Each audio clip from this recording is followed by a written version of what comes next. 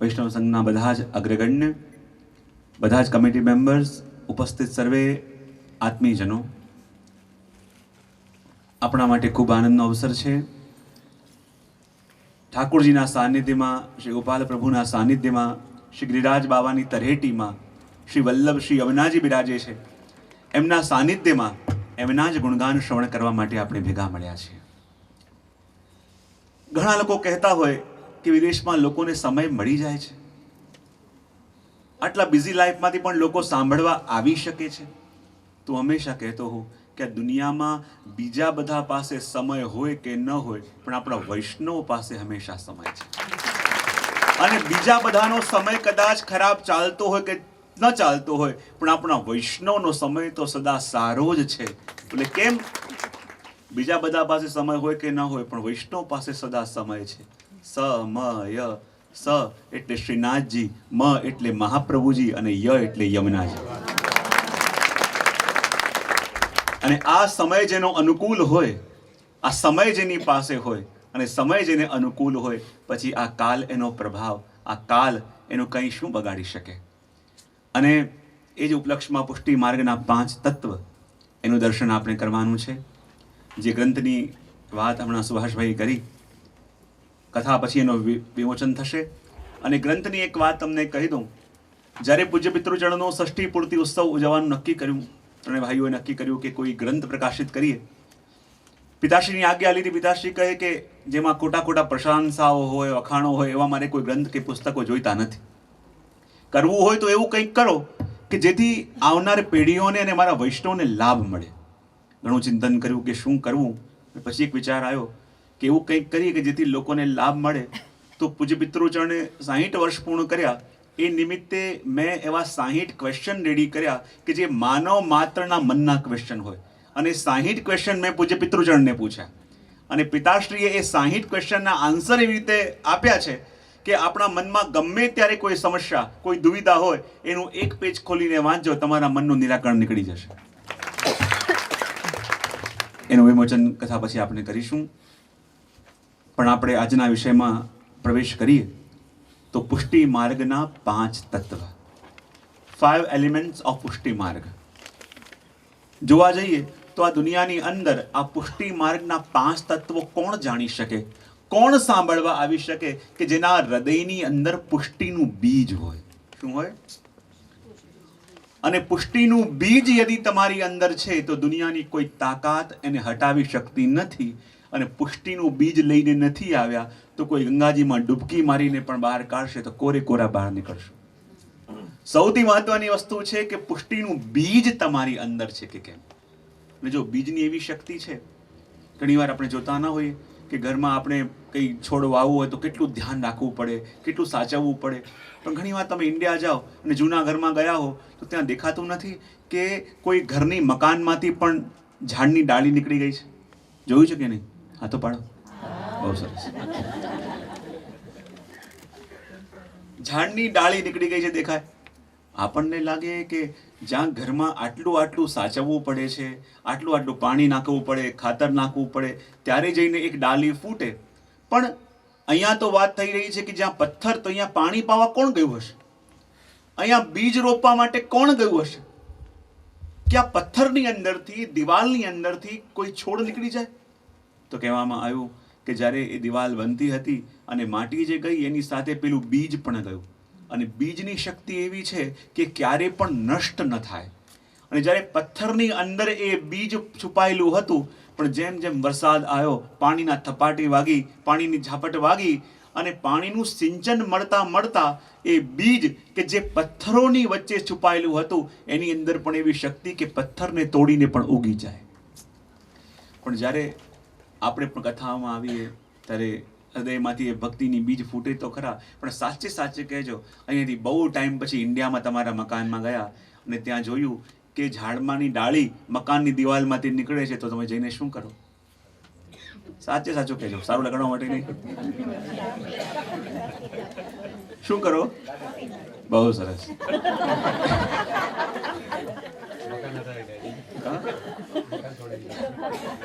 કાપી નાખીએ. અને જ્યારે કાપી નાખો પછી થોડા દિવસ પછી પાછા ચેક કરો તો શું થાય? પાછું નીકળી જાય. આપણને લાગે કે ડાળી કાપી નાખી, થોડા દિવસ થયા, અને જ્યાં થોડા દિવસ થયા એ ઝાડની ડાળી પાછી દિવાલમાંથી નીકળી ગઈ. એ શું બતાવે છે? કારણ કે તમે ડાળીઓ તો કાપતા રહેશો, પણ જ્યાં સુધી બીજ છે એ તમે એના અસ્તિત્વને સમાપ્ત નહીં કરી શકો. અને આપણી સાથે પણ એવું જ થાય છે. જ્યારે ભક્તિનું બીજ આપણા અંદર કોઈક એવી પથરાળ ભૂમિ જેવું હૃદય થઈ ગયું છે, અંદર સંતાયેલું હોય, જ્યારે સત્સંગમાં જઈએ, દર્શન કરવા પ્રભુને જઈએ અને જરાક સિંચન મળે તો એ પથરાળ ભૂમિમાંથી પણ એ ભક્તિના બીજ અંકુરિત થાય છે. એ ડાળી બહાર નીકળે છે. એ ડાળી બહાર નીકળે તો છે, પણ દુનિયાના લોકો જ્યાં જુએ તો શું કરે? ડાળીઓને હવે વેપાર કોણ કરશે? જ્યાં જ્યાં પણ આ અંકુરિત બીજ થાય, ડાળી નીકળે, અને દુનિયાના લોકો એ ડાળીઓને કાપવાનું કામ કરે. અને જ્યાં એ ડાળીઓને કાપવાનું કામ કરે, પણ ડાળીઓની એ બીજની શક્તિ છે, જેટલી વાર લોકો કાપે એટલી વાર એ પાછી ઉગી જાય. અને ત્યાં કોઈ ડાયો માણસ હતો, એને સલાહ આપી કે એમને એમ તો ડાળીઓ કાપતા રહેશો અને ઉગતી રહેશે, જ્યાં સુધી બીજ નષ્ટ નહીં થાય ત્યાં સુધી એની અંદર ઉગવાની શક્તિ પણ નષ્ટ નહીં થાય. તો સૌથી પહેલા એના બીજની શક્તિ નષ્ટ કરો. તો બોલે કઈ રીતે કરીએ? તો કરો એમાં એસિડ નાખી દો, અને બીજની અંદર જ્યારે એસિડ નાખી દો તો બીજ બળી જાય, અને બીજ બળી જાય તો પછી એ ક્યારે ઉગે નહીં. અને એવું જ થયું છે. આપણી અંદર જે ભક્તિનું બીજ હતું, જ્યારે સત્સંગમાં આવતા, કથાઓમાં જતા અને એની ડાળીઓ ફૂટતી, પણ આ દુનિયાના લોકોએ પ્રભુ માટે અવિશ્વાસ જગાવી, પ્રભુ માટે મનમાં ભ્રમ ફેલાવી, આપણા માર્ગ માટે ભ્રમ ફેલાવી, અને એ એસિડ નાખવાનું કામ કર્યું છે. અને જ્યાં એસિડ પડ્યું તો એ બીજ નષ્ટ થયું, અને બીજ નષ્ટ થયું તો એની અંદરથી ઉગવાની શક્તિ પણ ચાલી ગઈ. આજે આપણી બધાની દશા એવી છે, પણ બધું કરીએ છે, પણ હૃદયની અંદર જે આનંદ, જે ફિલિંગ્સ આવવા જોઈએ એ આવતા નથી. બોલે કેમ? બીજ નષ્ટ થયું છે. આ દુનિયાના લોકોએ એની ઉપર એસિડ નાખવાનું કામ કર્યું છે. તો કે ભાઈ આ બીજ ઉપર એસિડ પડે અને બીજ બળી જાય તો પછી કંઈક ઉપાય ખરો કે બીજ ફરી ઉગી શકે?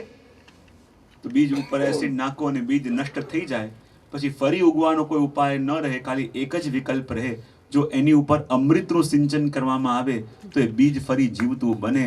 તો આ 4 દિવસ બીજું કાંઈ નહીં, આ સત્સંગ રૂપી અમૃતનું સિંચન જ કરવાનું છે. અને જ્યારે સત્સંગ રૂપી અમૃતનું સિંચન થશે તો એ બળેલું બીજ પણ પુનર્જીવિત થશે, અને પુનર્જીવિત થશે તો સાચા અર્થમાં આપણી અંદર એ સંભાવના પ્રગટશે કે આપણે માર્ગને જાણી શકીએ. હવે જો વર્ષોથી આપણે પુષ્ટિ માર્ગની અંદર છે, પણ આ 5 એલિમેન્ટ્સ એવા છે કે જેને જાણ્યા નહીં તો પુષ્ટિ માર્ગમાં રહીને પણ પુષ્ટિને જાણી ન શક્યા.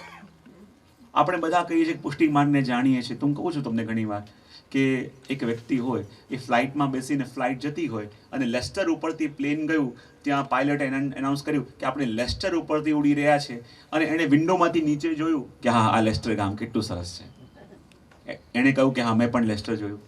બીજો કોઈ અહીંયા ક્યાંક ટ્રેનમાંથી બીજે ગામ જતો હોય અને ટ્રેન આવીને લેસ્ટરમાં ઊભી રહે અને એનાઉન્સ થાય કે લેસ્ટર આવ્યું છે, પોતે થોડી વાર માટે સ્ટોપ છે તો નીચે ઉતર્યો, ચા પાણી પીધા, પાછો ટ્રેનમાં બેઠો અને ગયો. એ કે મેં પણ લેસ્ટર જોયું છે. ત્રીજો કોઈ બહારગામ જતો હતો અને એની કાર લેસ્ટરમાં થઈને પસાર થઈ અને ત્યાં વાંચ્યું કે હા લેસ્ટર ગામ છે, આ મોલ છે, આ છે, આ છે, ત્યાંથી પસાર થયો. એણે કહ્યું કે મેં પણ લેસ્ટર જોયું છે. અને એક વ્યક્તિ થોડા દિવસ લેસ્ટરમાં આવીને રહ્યો, બધાને મળ્યો, અહીંના બધા તહેવારો જોયા, અહીંના ઉત્સવ માણ્યા, અહીંની હવેલીમાં વસધામાં દર્શન કરવા આવ્યો, અહીંના વૈષ્ણવોને મળ્યો, અને પછી કહે કે મેં પણ લેસ્ટરને જોયું છે. તો આ બધામાંથી સાચા અર્થમાં લેસ્ટર કોણે જોયું છે?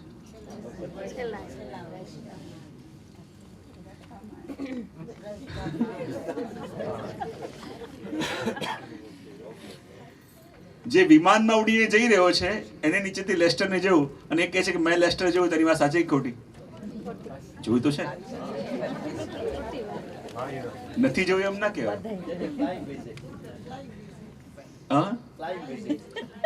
ના, થોડી વાર કહેવાય કે ત્યાં એર ટ્રાફિક જામ હતું તો 1 કલાક સુધી પ્લેન આમ ને આમ ફેરવતા રહ્યા લેસ્ટરની ઉપર. 1 કલાક સુધી માણીને લેસ્ટર જોયું. બીજું, ટ્રેન અહીંયાથી પસાર થતી હતી, ટ્રેનમાં મોટો ફોલ્ટ થયો, 2-4 કલાક માટે સ્ટેશન પર રોકાયો, ખાધું પીધું બધું કર્યું, એણે પણ લેસ્ટર જોયું. ત્રીજો અહીંયાથી કારમાંથી પસાર થયો, એણે પણ લેસ્ટર જોયું. અને ચોથો જે અહીંયા રહ્યો એણે પણ લેસ્ટર જોયું. તો સાચા અર્થમાં સૌથી ઉત્તમ અવસ્થામાં કોની છે?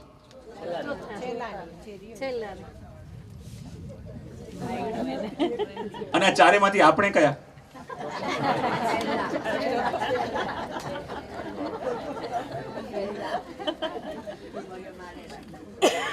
એમ ક્યારે હવેલી જતા ના હોય, ઉત્સવ હોય ત્યારે કાંટો મારી આવી એ શું કહેવાય? Like visit. પછી કહીએ અમે વૈષ્ણવ, અમે પુષ્ટિ માર્ગી વૈષ્ણવ. પછી બીજો કે જ્યારે બીજી એવી વસ્તુ હતી આપણી ટ્રેન, ખાધું પીધું ને ગયા. એમ કે કોઈ ઉત્સવ હતો, મન હતું, ત્યાં એમાં વિઝિટ લઈ આવ્યા, આનંદ કરી આવ્યા. પછી ક્યારે પણ પ્રભુના દર્શન માટે ન જઈએ. ત્રીજી વસ્તુ, રોડ ટ્રાફિકમાં જતા હતા, શહેરમાંથી પસાર થયા, એટલે ક્યારેક ક્યારેક મુલાકાત લઈ આવીએ, મળી આવીએ, પછી કહીએ કે અમે પણ વૈષ્ણવ છીએ. અને ચોથી વસ્તુ એ કે નિત્ય અહીંયા સંકળાય, નિત્ય સેવાનો લાભ લે. જ્યારે જ્યારે પણ ઉત્સવની કે સેવાની તક મળે ત્યારે તકને ઝડપે, પોતે એકલો ના આવે, એના પરિવારને લઈને આવે, એના બાળકોને પણ વારે વારે લઈને આવે, અને એ પણ જાણે, બીજાને પણ જણાવે, બીજા જે જાણતો હોય એને પણ સૂચના આપે. ત્યારે માનું કે સાચા અર્થમાં પુષ્ટિ માર્ગ તો એ જીવી રહ્યો છે. તો આ 4 કેટેગરી છે, એમાંથી આપણી કેટેગરીને ધીમે ધીમે અપગ્રેડ કરતા રહો. અને અપગ્રેડ કરતા કરતા એ ચોથી અવસ્થામાં આપણે આવીશું તો સાચા અર્થમાં આ માર્ગને જાણ્યો છે, જોયો છે અને માણ્યો છે એમ કહી શકાશે. તો જ્યારે આપણે પુષ્ટિ માર્ગના 5 તત્વોને જાણવાનો પ્રયત્ન કરીએ છીએ, તો આ પુષ્ટિ માર્ગ શું છે? હું હંમેશા કહેતો હોઉં કે જે માર્ગની અંદર જે પણ થાય છે અને જે પણ આવે છે એ માત્ર ને માત્ર પ્રભુની ઈચ્છાથી આવે. એ માર્ગ, એનું નામ પુષ્ટિ માર્ગ. પુષ્ટિ માર્ગ કોને કહેવાય? આ પુષ્ટિ માર્ગના 5 તત્વો જાણીએ છીએ, તો પેલા પુષ્ટિ માર્ગને જાણવો પડે. આ પુષ્ટિ માર્ગ કોને કહેવાય? કે જેમાં જીવ પોતાનું સર્વ સમર્પણ કરી અને પ્રભુનો થાય, એને કહેવાય પુષ્ટિ માર્ગ. શું કહેવાય? કોને પુષ્ટિ માર્ગ કહેવાય? કે જે માર્ગમાં જીવ પોતાનું સર્વ સમર્પણ કરી પ્રભુનો થાય, એને કહેવાય પુષ્ટિ માર્ગ.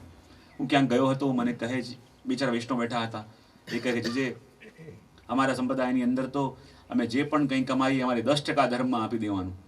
બીજો કહે અમારા તો નિયમ છે કે જે પણ કમાઈ 20% ધર્મના કાર્યમાં વાપરીએ. ત્રીજો કે અમારે 30% વાપરીએ. પછી મને કહે કે આપણા માર્ગમાં એવું કંઈક ખરું જેમ અમારે ત્યાં 10% 20% છે? મેં કહું અમારા માર્ગમાં અમારા પ્રભુની લીલા થોડી ન્યારી છે. અમારા પ્રભુ 10-20%માં ઇન્ટરેસ્ટેડ છે જ નહીં. અહીંયા પ્રભુને 100% થી ઓછું કબૂલ જ નથી. અહીંયા જ્યારે જીવ બ્રહ્મ સંબંધ લે ત્યારે પોતાનું એહિલિક, પરલૌકિક, આ દેહ, આ ઇન્દ્રિયો, અંતઃકરણ, પ્રાણ સર્વ સમર્પણ કરે, 100% સમર્પણ કરે, પછી એનો આ માર્ગમાં શરૂઆત થાય. અને કહેવાય આ માર્ગ શું છે? આ પુષ્ટિ માર્ગ એટલે એવો માર્ગ કે જે માર્ગની અંદર ભક્તની આગળ ભગવાન આધીન બની જાય. અને જો સમર્પણની વાત તો મેં કરી કે સર્વ સમર્પણ જ્યારે જીવ કરે, પણ માર્ગમાં સાચા અર્થમાં સમર્પણ કરે છે કોણ? આપણે કેમ સમર્પણનો માર્ગ છે, પણ કોણ સમર્પણ કરે છે?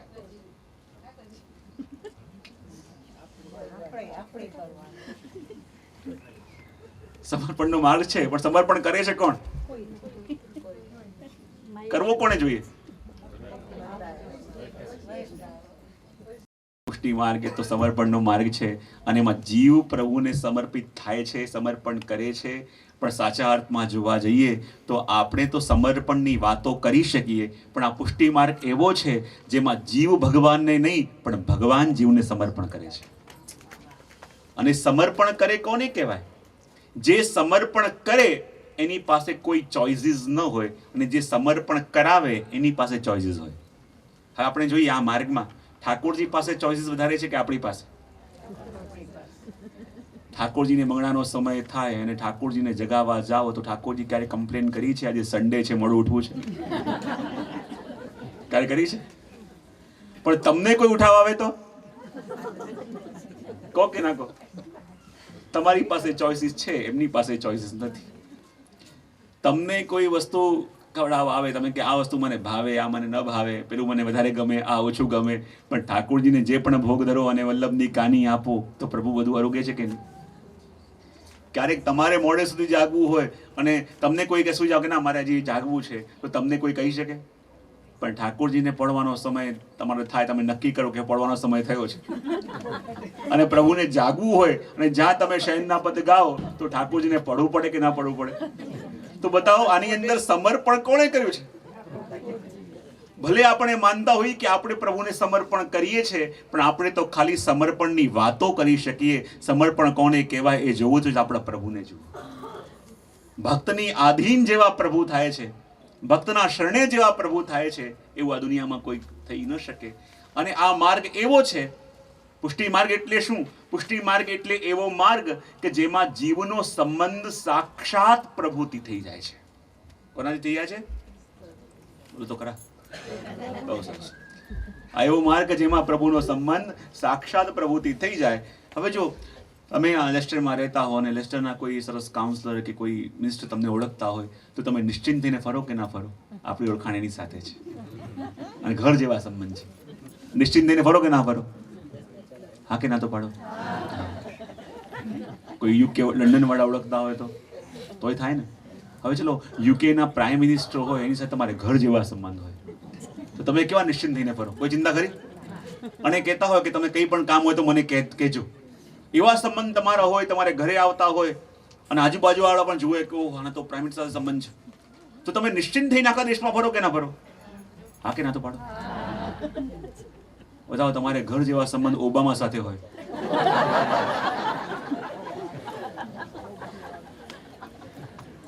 એવા ઘર જેવા સંબંધ જોડે એક થાળીમાં જમતા હો, વારતે વારે તમારે ઘરે મળવા આવતો હોય, વાતે વાતે તમને ફોન કરતો હોય કે ભાઈ દેખાતો કેમ નથી આજકાલ, એવા સંબંધ તમારા ઓબામા સાથે હોય, દુનિયાના સૌથી પાવરફુલ માણસ સાથે, તો તમે નિશ્ચિંત થઈને આખી દુનિયામાં ફરો કે ના ફરો? તો વિચાર કરો, કોઈ દેશનો પ્રેસિડેન્ટ તમને ઓળખતો હોય તો પણ નિશ્ચિંત થઈને ફરો. આ માર્ગ તો એવો છે કે જેમાં જગતનો ધણી તમારો સૌથી નિકટનો સંબંધી થઈ ગયો, અને જ્યાં જગતના નાથ આપણા સૌથી નિકટના સંબંધી જે માર્ગમાં થઈ ગયા હોય, પછી એ જીવને શેની ચિંતા રહે? એ જીવને શેનો ઉદ્વેગ રહે? તો એ માર્ગ કે જેમાં જીવનો સંબંધ સાક્ષાત પ્રભુ સાથે થઈ જાય એને કહેવાય આ પુષ્ટિ માર્ગ. અને એ જ પુષ્ટિ માર્ગના 5 તત્વોને જાણવાનો પ્રયત્ન આપણે આજથી પ્રારંભ કરીશું. 5 તત્વો શા માટે કહેવાય ને કે આખી દુનિયા બની છે કેટલા તત્વોથી? કન્ફ્યુઝન લાગે છે ઘણાને. કેટલા તત્વો છે? કયા કયા? વાયુ, આકાશ, પાણી. વાયુ જ પવન, અગ્નિ, 4 થયા તો પૃથ્વી. 5 એલિમેન્ટ્સ, બરાબર? આખી દુનિયા, આખું જગત બન્યું છે એ 5 તત્વોથી. આપણા માનવ શરીર બન્યું છે કેટલા તત્વોથી? કયા કયા? કે બીજું જાણવા મળે એ પણ 5 તત્વોથી. તો જેવી રીતે આખું બ્રહ્માંડ બન્યું છે 5 તત્વોથી, જેવી રીતે આખું માનવ શરીર બન્યું છે 5 તત્વોથી, બરાબર એવી રીતે આ પુષ્ટિ માર્ગ પણ બન્યો છે એ પણ 5 તત્વોથી. અને 5 તત્વોને જ્યારે જાણીએ, જો આપણી જેમ આ 5 આંગળી છે ને, આ 5 આંગળી પણ રિપ્રેઝન્ટ કરે છે 5 એલિમેન્ટ્સ.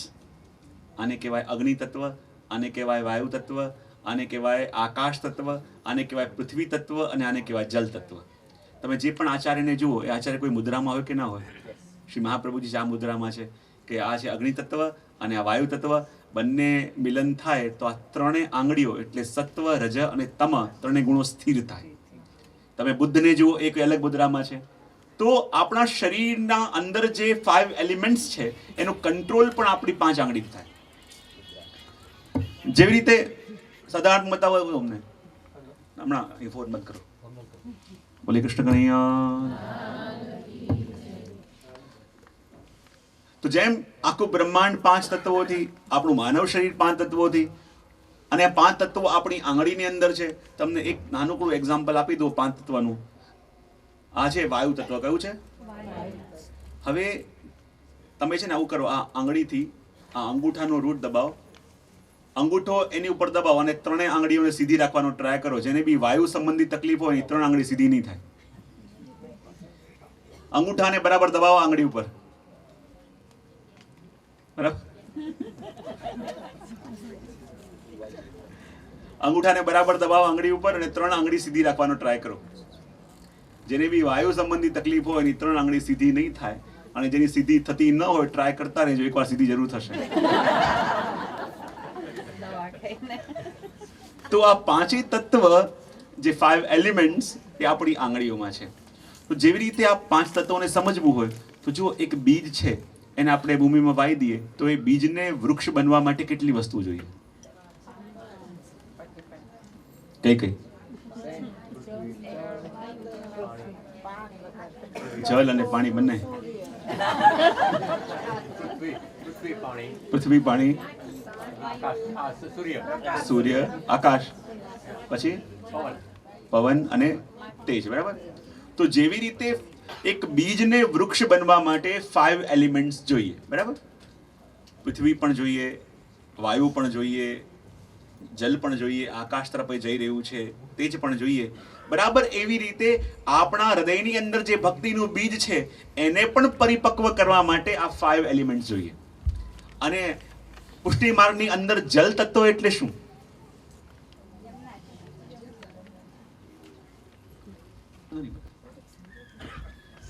પુષ્ટિ માર્ગમાં જલ તત્વ એટલે શું? પુષ્ટિ માર્ગમાં જલ તત્વ એટલે શ્રી યમુનાજી. પુષ્ટિ માર્ગમાં અગ્નિ તત્વ એટલે શું? મહાપ્રભુજી. પુષ્ટિ માર્ગમાં પૃથ્વી તત્વ એટલે શું? વ્રજભૂમિ. પુષ્ટિ માર્ગમાં વાયુ તત્વ એટલે શું? ગિરિરાજજી. અને પુષ્ટિ માર્ગમાં આકાશ તત્વ એટલે શું? આપણા શ્રીનાથજી, આપણા ઠાકોરજી. અને ઠાકોરજીને આકાશ તત્વ કહેવામાં કેમ આવે? કારણ કે દુનિયાના તમે કોઈ પણ ખૂણામાં જાઓ ત્યાંની પૃથ્વી બદલાય, પણ આકાશ તો જોડે કે હોય કે ન હોય? એમ જ્યાં પણ આપણે જઈએ પ્રભુ આપણી સાથે ને સાથે હોય. એટલા 5 એલિમેન્ટ્સની વાત આપણે ત્યાં કરવામાં આવી. તો આવો આપણે એ ધોળના પુસ્તકને મળ્યા છે પેમ્પલેટ? પુષ્ટિ માર્ગના 5 તત્વ એ ધોળની અંદર પ્રવેશ આપણે કરીએ. અને રચયિતા માટે કહેવાય છે કે શ્રી હરિરાય મહાપ્રભુજી પણ છે. બીજો એક મત એ પણ છે કે શોભા બેટીજી પોરબંદરવાળા, એમની આ રચના છે. એમ 2 મત આ દોડ માટે પ્રવર્તિત છે. આ શોભા જોઈ હરિદાસ જાય હરિહરિજી. તો આવો પ્રથમ પંક્તિનું ગાન આપણે કરીએ. બધાની પાસે છે ને?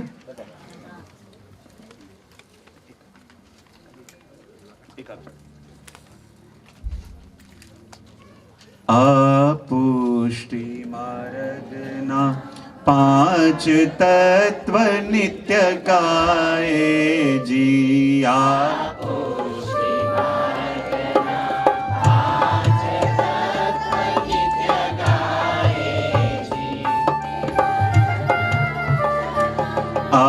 પુષ્ટિ માર્ગના 5 તત્વ નિત્ય ગાય જીયા. જનનમના પાપ સર્વે જાય જીએના.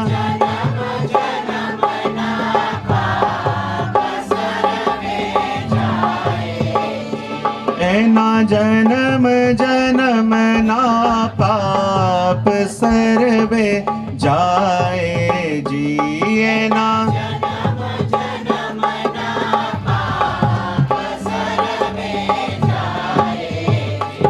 આ પુષ્ટિ માર્ગના 5 તત્વ નિત્ય ગાય જીયા.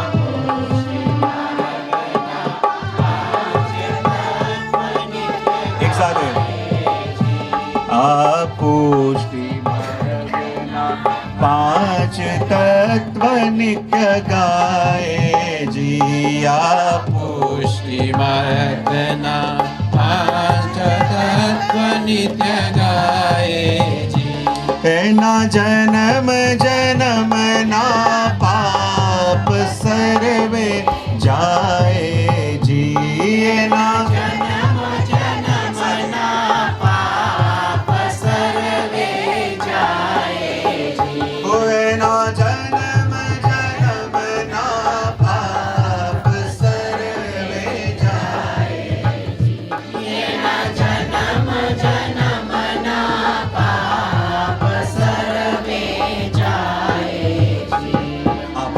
માર્ગના 5 તત્વ નિત્ય ગાયજી. આ પુષ્ટિ માર્ગના 5 તત્વની વાત કરી, નિત્ય ગાવાની વાત કરી. પણ આ 5 તત્વો ભૂતલમાં આવ્યા કઈ રીતે? એના માટે જવું પડશે નિત્ય લીલાની અંદર, ગોલોકધામની અંદર. એકવાર ઠાકોરજી સ્વામીજી સાથે રાસ કરી રહ્યા છે અને રાસ ખેલતા ખેલતા યમુનાજી પણ છે, શ્રી ગિરિરાજ બાબા પણ છે, અનેક અનેક ગોપીઓ ત્યાં નૃત્ય કરી રહી છે. અને જ્યાં ઠાકોરજી સુંદર રાસ ખેલી રહ્યા છે અને એટલો આનંદ આવી રહ્યો છે, એટલો આનંદ આવી રહ્યો છે. પણ રાસ ખેલતા ખેલતા અનાયાસ ઠાકોરજીનું મુખ ગંભીર થવા લાગ્યું, ઠાકોરજીનું મુખ ઉદાસ લાગવા લાગ્યું. અને જ્યાં સ્વામીજીની દ્રષ્ટિ પડી પ્રભુના મુખારબિંદ ઉપર,